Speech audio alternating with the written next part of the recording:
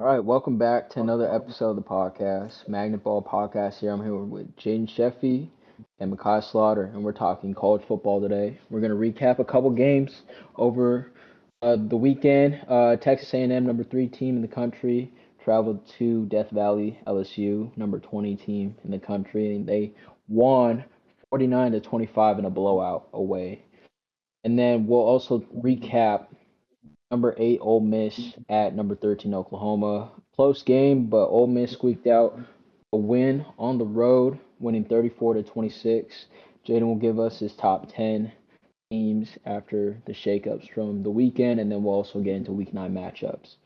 So we'll start with number 3 Texas A&M at LSU. Makai, your thoughts?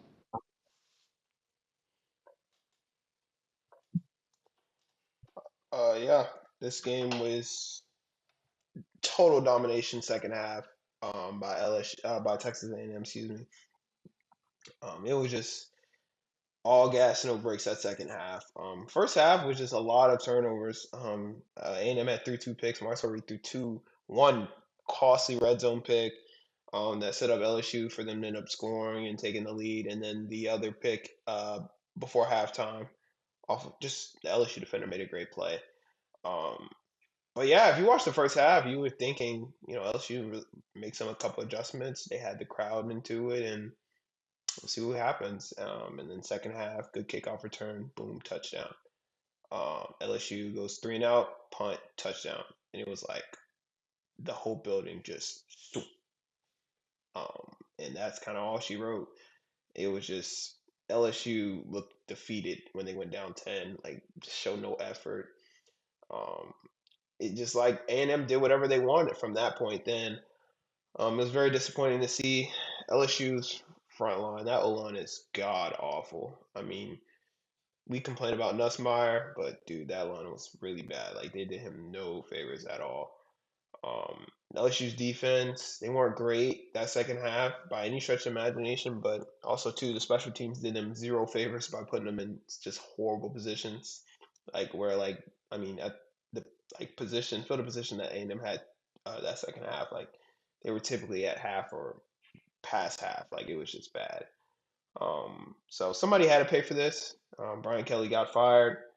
It's been a very disappointing couple years, him going to LSU and saying that Notre Dame couldn't recruit good enough because of the academic standards, and boy, he looks like a fool.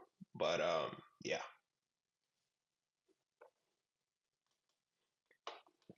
Yeah, I'll, start by this was my preseason hot take saying that LSU would not make the CFP and that Brian Kelly will get fired. And here we are. I said I was going to be on a hate watch tour for LSU all year, and it has finally come to fruition.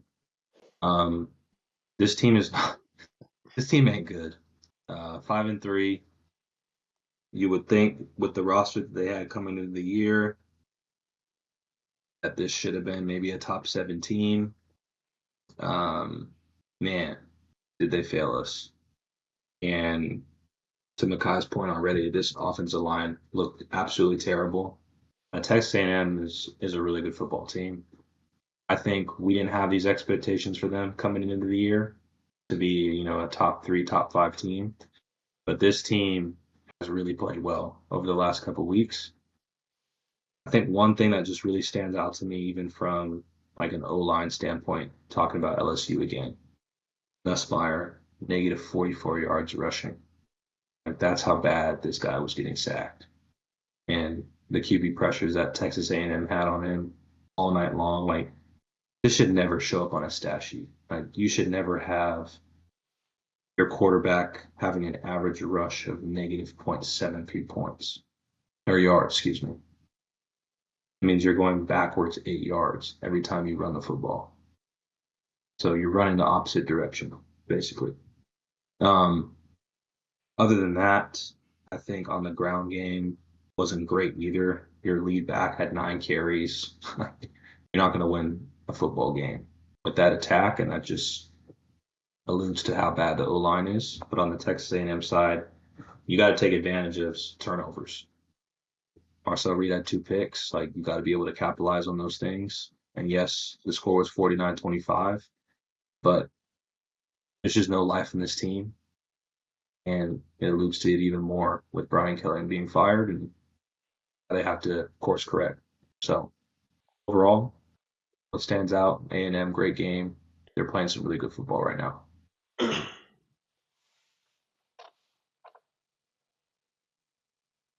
Yeah, my thoughts on this team in totality just comes down to what were y'all doing in the offseason? I mean, Brian Kelly is now fired and he has every reason to be. He must have been on a beach in Cancun all summer long for the offseason because like what are you doing with this team for them to get this much worse from last year? Obviously last year they weren't, you know, record wise that great, but Garrett Nussmeier was playing 10 times better. This O line could actually block somebody. The defense was iffy, but like, I feel like the D line play for LSU has gotten worse than last year. So what were these kids doing all off season? Um, Nussmeier and his receivers don't have much connection, and the receivers can't separate that well.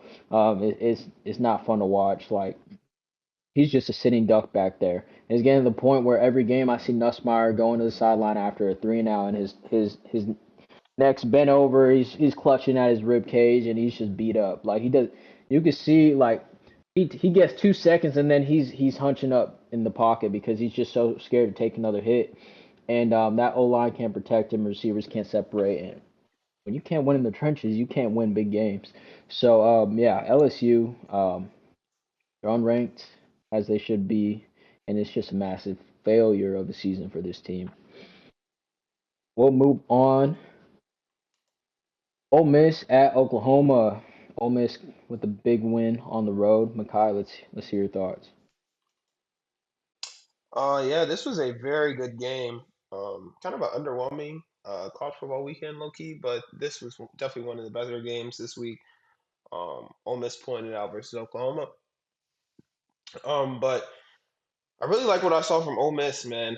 This team can ball, man. Like the offense, the defense was even pretty good as well. They get timely stops. They get stops when they need to get stops. That fourth quarter, I think, shows how good that defense can be. They're very bend don't break, I should say. Um, and then Trinidad Chambliss on the offense end. My goodness, dude. Like he's it. Like he's it.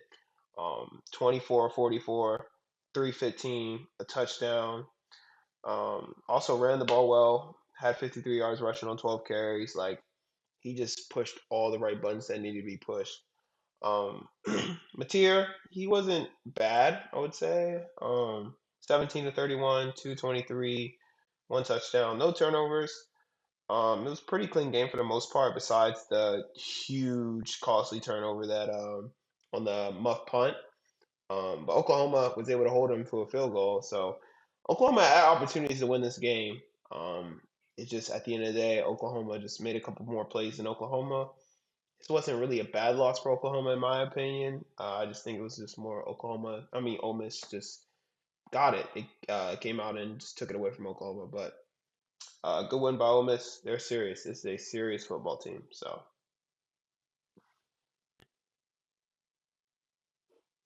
Yeah, hats off to Ole Miss. Lane Kiffin got these boys playing this year. We've had some question marks over the last couple of years about being able to win big games, and they've proven it this year. Obviously, would love to have seen them get the win last week against Georgia, but nonetheless, this was a great road win as well for these guys. A couple things that stand out to me that I'll start with. I just don't think Mateer is healthy, which is unfortunate. Yeah, he's out there balling. He's out there trying to bug it out for his senior year, but um, 17 to 31 is just not great in my opinion. Um, 223, yeah, cool. One touchdown. Yeah, you expect a little bit more in a bigger game and from your senior.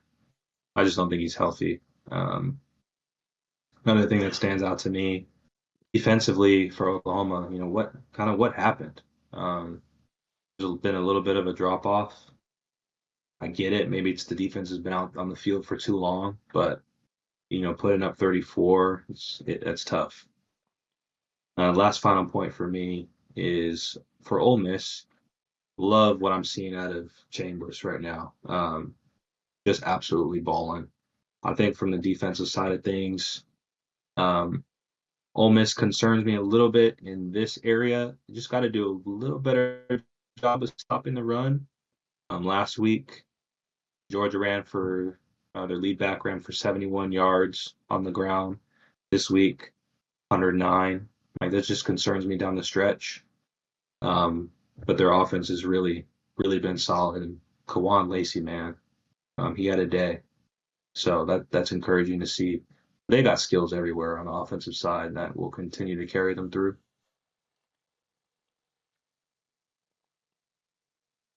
Yeah, this game, what I've noticed was time of possession from Ole Miss.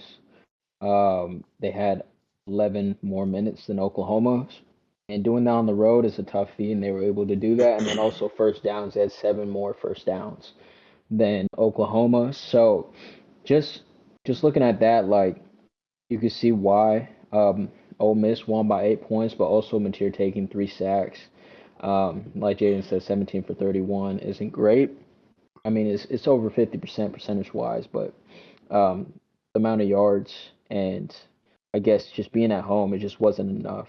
I think the offense could have played a bit better, but what I think is allowing Ole Miss to have that much clock on your home turf for what people were talking about a top 10, top 5 defense is just it can't happen. Especially when you know, like everyone in that Oklahoma locker room, they know Mateer's not 100%. They know like he has a little cast on his finger. I think he not dislocated, but he sprained a ligament in his thumb that needed surgery, and those things don't heal just like that. Even after the surgery, like it may get better after a few weeks, but it's not gonna be 100% till the season's over. Being real honest, and the swelling and all that stuff that goes on with surgery is tough to deal with. And Mateer being the dual threat quarterback that he is, he's not able to extend plays like he wants to. He's not able to run as much. He had 13 rushes for 17 yards, so it's not really effective. While you see Chambliss had 12 rushes for 53 yards, so you can just see the difference in play from the quarterbacks there. But Chambliss, I got to give him credit. He's looking really good. He's orchestrating the offense the way Lane Kiffin wants him to, and they were able to run the ball really well against this Oklahoma team. Running back had 9 attacks for 109 yards, averaging 12 yards a carry and 2 tugs. So the defense really couldn't stop a Colt at home, which is just not helpful to injury um, dealing quarterback. So yeah, we will move on. We got top 10 rankings. Jaden Sheffey, let's hear it. All right, getting into it. Again, y'all know the drill, starting from the bottom. The first couple might shock people, but I wanted to start off at number 10, and I'm going to start with the Notre Dame Fighting Irish. I think these guys have had a pretty tough schedule, to be completely fair. You've played teams like Miami at the beginning of the year. That was CJ Carr's first couple games. He lost by 3. Whoop-de-doo. And you played some other tough teams. You've played Texas A&M. They played some really good opponents, and I think they've done well to weather the storm. Props to Friedman coaching this team. Um, dropped out of the rankings. They brought themselves back up. I think we'll see this team in the football playoff. So I've got them at number 10. At number 9, I've got BYU.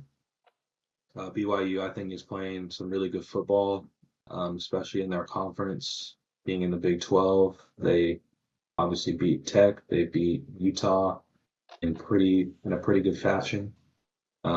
This team's legit. I'll just be curious to see how they can continue the success later in the stretch. They did win the Big 12 last year, but I think this team will be good enough to hang on for a seat in the college football playoff and keep their spot here in the top 10. At number 8, I've got Vanderbilt. This has really surprised me. I don't think anybody saw this coming. This is a school that is academics first. This is Harvard of the West. This is not a football school. So I did not see this coming. But they played some really good ball, beating some good teams. They hung with Bama there at the beginning of that game a couple weeks ago. I only think lost by 16, but they beat Missouri just this past week, and they look really sharp on the offensive side as well. Their QB's balling. Diego is balling out. He's looked really good. At number 7, I've got Oregon. I've got them outside of my top 5 for now. I'm a little concerned about Dante Moore. Hope he's healthy, but that could set this offense back just a bit. But overall, this team will easily make the football playoff. I have no doubts about that. At number 6, I've got Ole Miss. This is a really good football team, and I wanted to put them above Oregon just a tad because I think their schedule's been a little tougher in the SEC, and they've played some really tough opponents the last 3 weeks in Georgia, and then their past game against Oklahoma on the road. Both of those games were on the road, believe it or not, and they look pretty sharp in both. Big one on the road, obviously, we discussed against Oklahoma, so I've got them at 6. Getting into top 5, at number 5, I've got Georgia. I think the top 5, honestly, pretty much speaks for itself. Georgia continues to play good football. They'll have another game this week. I think they were on. Who did they play this past week, fellas? Or did they have a bye? Bye I week. think they had a bye this week. Yeah. So they'll be back in the schedule. Should be an easy win against Florida. They should have 0 problems there. But I like them at 5. Number 4, I've got Alabama. Man, props to DeBoer. He was getting a ton of hate the first couple weeks of the season. Bama just didn't really look like themselves, but this team looks completely different from when they played Florida State. And Ty Simpson, man, I think he wins the Heisman this year. He's looked really efficient, and he continues to play well. But if he continues to put up the numbers he's putting up, he's managing the game well. Completion percentage is super high. He hasn't turned the ball over a lot. I think he takes the Heisman this year. Number 3, I've got A&M. It speaks for itself. Playing great football. They've had a very, very tough schedule, but I just love what Coach Mike's doing over there in his second year. This team is flying on all cylinders right now. Defensive side and offense. They're super explosive on the offensive side, which I didn't necessarily see coming going into this year. But I just love how Marcel Reed plays the quarterback position. Super dynamic, and I think that creates a lot of problems for opposing defenses. My top 2, I think everyone can guess this, and it's not rocket science, but at number 2, I've got Indiana. This is a really good team. They will go far this year. Pray to God that they get out of the first round of college football playoff and to not choke on this one, because this is definitely their year, and this is the team. Mendoza's right there as well, I think, in Heisman race. Man, this kick and spin for football. Super efficient. Has not turned the ball over much at all this year, and they have been just blowing teams out. So I think this offense and defense, they're clicking all together right now. Excited to see that this might be the Big 12, or excuse me, Big 10 matchup. Ohio State and Indiana. And that's what I have at number 1 is Ohio State. Nothing needs to be said. This is an NFL level defense. They would give teams like the Jets and Bengals problems if they were to play right now. And Patricia's doing his thing from the defensive side. And what I like to call out is teams should keep in mind is Julian Sand gets better week after week. Like, it could get bad for teams. They haven't had him doing much, but he's looked super efficient, and the team has continued to grow with him as the season goes along. Like, they could be in a very prime position to run it back with ease again this year. And that is my top 10.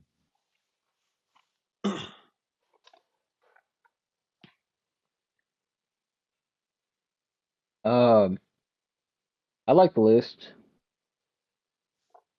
I mean, I feel like the top five is pretty straightforward. I like Ole Miss over Oregon. Um, I like Vandy over BYU just because it's SEC. You got to give them their props. I got Notre Dame at 11. Um, I just, I get it.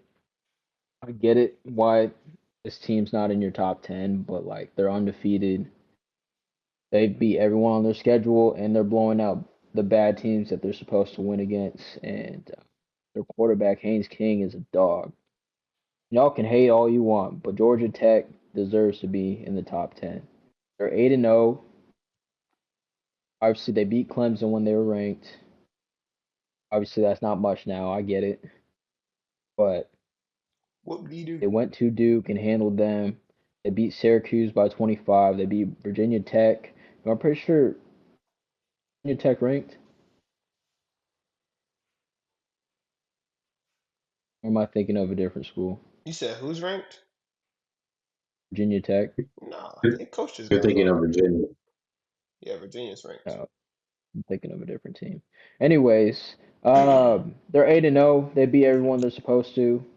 His King is a dog. Their coach knows how to coach. I'm pretty sure this team gave Georgia fits at Georgia last year, if I'm remembering correctly. Makai, am I right about that or no? Yeah, they did. Went to what, 5 overtimes? Hey, yeah, Yep. yep. So like, I get it. Schedule, cool, but Notre Dame has two losses. I understand if they played it, I'm still taking Notre Dame, but you got to give credit where it's due. And this team in college football, any day, it's not easy to win, and they've done it 8 straight times. It's not easy. I'm putting Georgia Tech at 10 and Notre Dame at 11. That's my opinion. Kai, let's hear yours. Uh, yeah, I disagree there. I thought the list was fine. Yeah, Georgia Tech. They should have lost to Wake Forest if anyone remembers that game. Um, yeah, they definitely should have lost that game. The refs gifted them that game. Um, so yeah, I'm not Mississippi high. State should have beat Texas. I mean, Texas ain't on this list, Shoulda, so coulda, would. that's irrelevant. Texas ain't on this Yeah, list. They will never be on this list. I'm just They're saying. they're I'm just frauds. saying if it's just a comparison. You're saying they should have won. Shoulda and winning are two different things. Hey man, well, I mean, Mississippi State blew it themselves. It wasn't because of the refs. They just blew it. You up 17 with 9 minutes left. You gotta get that done. That ain't refs. But if someone jumps off That's sides, just they an don't call the example. offsides call that should have been called. And the ACC sent the apology and told them it should have been called. And if they call it, it's over. Literally, they 3 kneels and it's over. Then that's a lot different. That's a lot different. But Just an example. um, yeah, apples to oranges. But the list is fine. I thought the list was good. The list was good. Um, yeah, Texas A&M. Just wanted to say this, but Texas A&M, they that receiving core, Mario Carver, Casey Conception, goodness gracious, Conception. Yeah, that's one of the best receiving cores in the country. Um, they are ridiculous, and the athletes they have on the outside, and same with the running back Jamarian Morrow and Ruben Owen. Yeah, that a lot of talent on the outside. So, um, yeah, I think it was a good list. I didn't really have too many gripes. Um, Big Ten Championship's gonna be fun, fellas. It's gonna be fun. It's gonna be fun. A good friend of mine's an Indiana fan, so we might have to make a bet. So, yeah. But yeah, I think we both agree overall solid list. So that's all. All right, week 9 matchups. We got number 9 Vandy at Texas. Texas is somehow favored by 3 at home. Yeah, they're ranked 20th in the country. Makai, let's hear your thoughts. Okay, so I'm not gonna lie. My contentions on this pick is so obvious to just pick Vanderbilt. Um, honestly, but I'll be real. I think if Arch does not play, I think Texas might win the game. I think it's hard to game plan for backup quarterbacks, and then also too, Texas needs a spark right now. Arch just sucks, man. He sucks. Um, yeah, even when you watch the Mississippi State game, the comeback really wasn't too much because of what he did. The punt return, like a couple of miscellaneous things here and there, and boom, Texas is in the game. But um, I'm gonna take Vanderbilt still. Um, I like what I'm seeing from Diego Pavia. But also too, one thing that does scare me with Vanderbilt is their offense against Missouri was not too good. It wasn't great. They only put up like I think they only put up like 17 points. That a bit concerns me that they do have their moments to where they just can't move the football. A little bit of inconsistency they showed against Bama as well. Um, but I think they'll be a bit more consistent, find their stride. I really think that this game is going to be won on the back of their defense. I think their defense is going to have to maybe cause a turnover or two, be able to flip field a couple of times to be able to put their offense in a little bit more manageable situation at times and not force them to continuously drive the ball down the field because Texas defense is really good. It's been really good all year for the most part, besides last week and a couple other weeks. But I'm gonna take Vanderbilt. Um, I like them in this game, 28-20.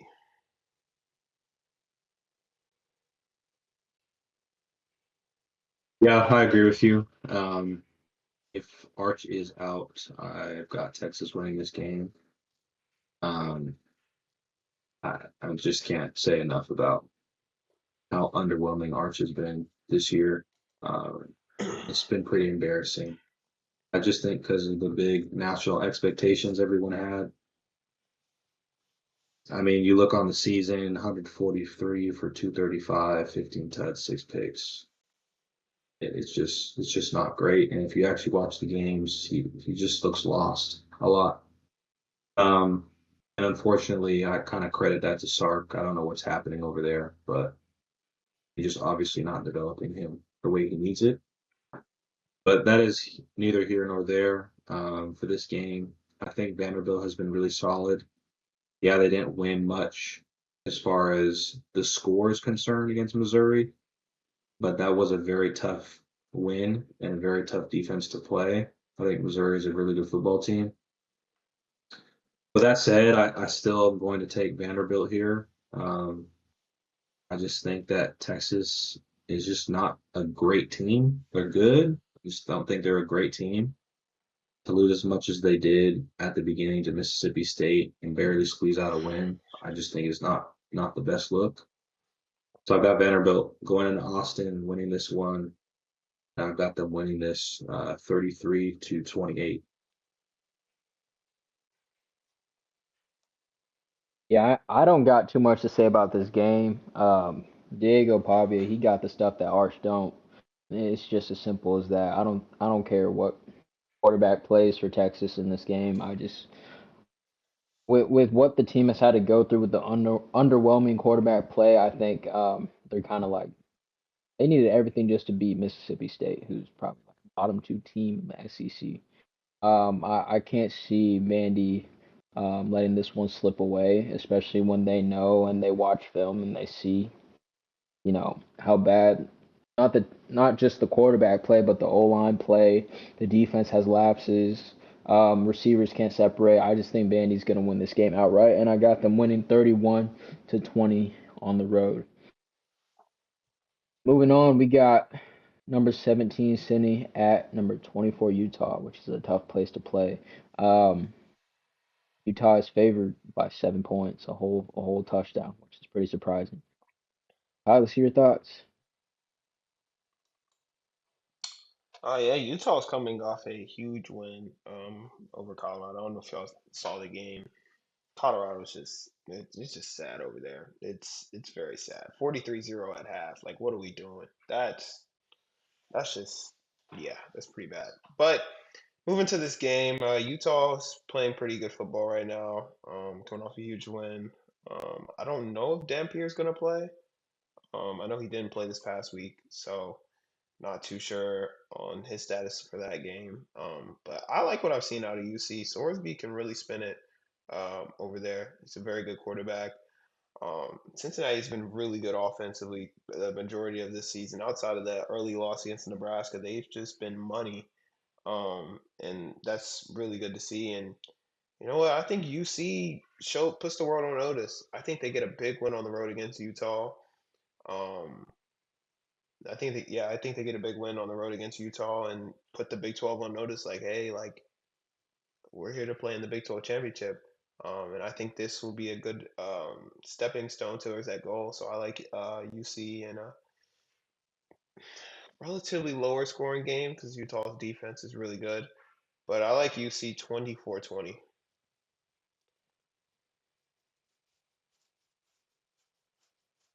Yeah, I think for me, what stands out. Obviously, it's bias of me, but I like to go back to quarterback play. Sorsby, 133, 204 in the season, 20 tuds, one pick. You can't ask for much more out of that. On the flip side, Dampier has kind of been underwhelming in big games. I think he's also struggled against teams that have good DBs, and since he's known for that, for sure. So I like Cincinnati on the road here. Going into Utah and getting a big win. Even though Utah, yes, just had a very, very good football game against Colorado. I'd assume Dampier's going to be back, being out last week, and I think they forced a couple turnovers on him, either two picks or one pick and a fumble, whatever it may be. Two turnovers, but I got Cincinnati winning this game, squeezing out with a win on the road. I've got them winning 30 to 22. Y'all might not like my take on this, but I feel like only way Utah gonna win this game is if Dampier doesn't play. I just big games he does not look good. Against BYU, against Texas Tech, like extremely underwhelming games. When Utah was favored, I'm pretty sure they were at home for Texas Tech, but it's another home game for Utah. They play well at home. I think this game will be close, but Jaden said it. Sorsby's slinging it. Like he's for real hooping, and you can't ask more from him. And I think it will just be too much for Utah as they can give up some big plays down the field, and for their defense. So I'm gonna take Cincinnati in this game unless Dampier sits out again. And I got Cincy winning this game 24-21 at Utah. All right, last game of the night to talk about. We got number 18 OU at number 14 Tennessee. I think Tennessee's favored 3.5 at home. So Makai, I'll let you start. Yeah, this is going to be a very, very interesting game. I think Tennessee in this game is they really do need this game. I think they need a big win. They have no big wins on their schedule. When you look at Oklahoma has at least a Michigan win. Tennessee hasn't really beat anybody huge. All their big time games this year, they've unfortunately lost them. They've been pretty competitive, but just lost them. I think this could be an elimination game really for both teams, quite frankly. Especially when you're looking at the outlook of the college football playoff. The Big 12 still having an undefeated team and a couple one losses that are still pretty highly ranked. Notre Dame still being in the mix. This is a potential elimination game. And with that being said, I like Tennessee. I think Tennessee gets it done. I think Josh Heupel on that offense is able to put up some points in that Oklahoma defense, and um, they showed some vulnerability against Ole Miss that I don't like. And Tennessee can score. They have weapons on the outside. They have a very good running game. Can't say too much about Joey Aguilar. My only concern coming into this game is in big times games, he'll throw you 4 touchdowns, but he'll also throw you 2 picks, and that is my concern. Um, but I think Tennessee finds a way to overcome it. I think this game is going to be high scoring. I think that's the only way Tennessee wins this game if it's high scoring. But I like Tennessee 41-38.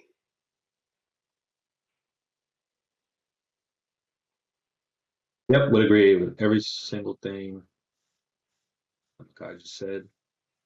Uh, Unfortunately, I just don't think Oklahoma's in the best spot. They've had some really, we already said this going into the year, very tough schedule. It was going to be tough from the very beginning. Now you're starting quarterbacks dealing with the injury to throwing hand. It's just not great. Um, this is going to be a very explosive game on the offensive side.